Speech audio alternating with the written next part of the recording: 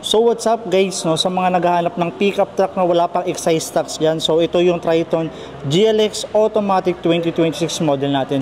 Guys, ang down payment lang nito, 79,000 down payment, 30,000 monthly, and syempre may freebies ka pang roller lead worth of 30,000. Guys, quick walk around lang tayo para makita mo na kung gaano kagwapo itong Triton GLX Automatic 2026 natin. Guys, ito yung daytime running light.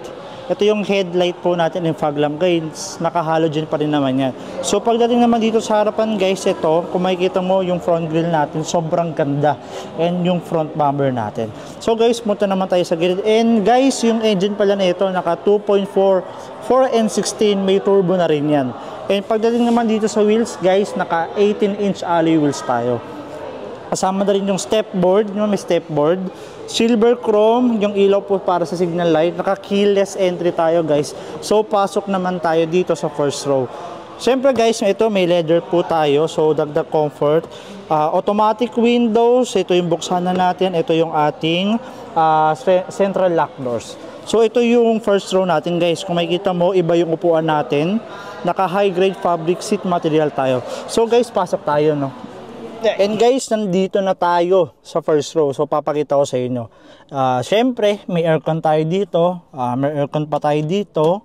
Meter cluster natin guys. Ito yung 3-spoke leather wrap steering wheel. Syempre, may adaptive cruise control tayo. Meron din po tayong multimedia controls. So guys, ito yung head unit natin. 7-inch. Pwede dito yung Apple tsaka Android. So ito yung controls niya. And syempre may air vent tayo, dalawa dito.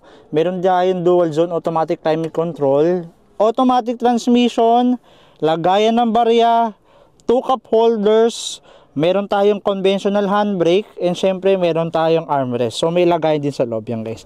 So malaki pa yan. So meron din tayo lagayan din dito ng glow box. Yan guys, meron pa tayo dito sa ilalim pa.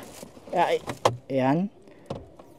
So syempre lagayan ng shades natin.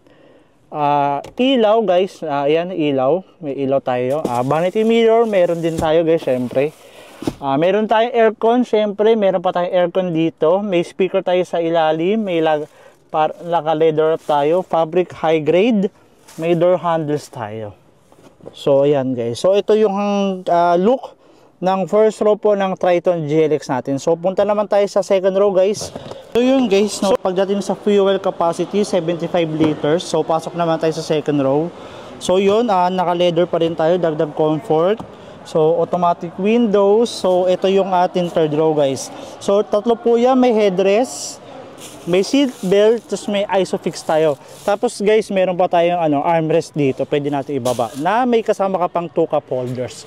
Guys, kagandahan dito, dinagdag sa Triton GLX natin, meron na tayong air vent dito. So hindi na mainitan yun nasa second row natin. Guys, door handles, ilaw.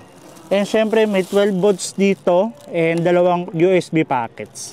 So ayan po yung second row ng ating Triton GLX. So yung guys, punta naman tayo sa likod. Yan, 18-inch. Combination po ng ating light.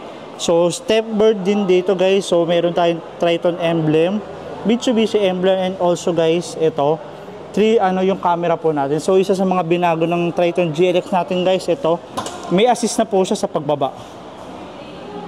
So ayan na, hindi mo na siya kailangan alalayan pa.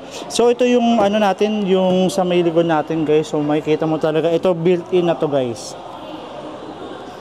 So yan, so kung ibabalik mo lang guys ng ganito.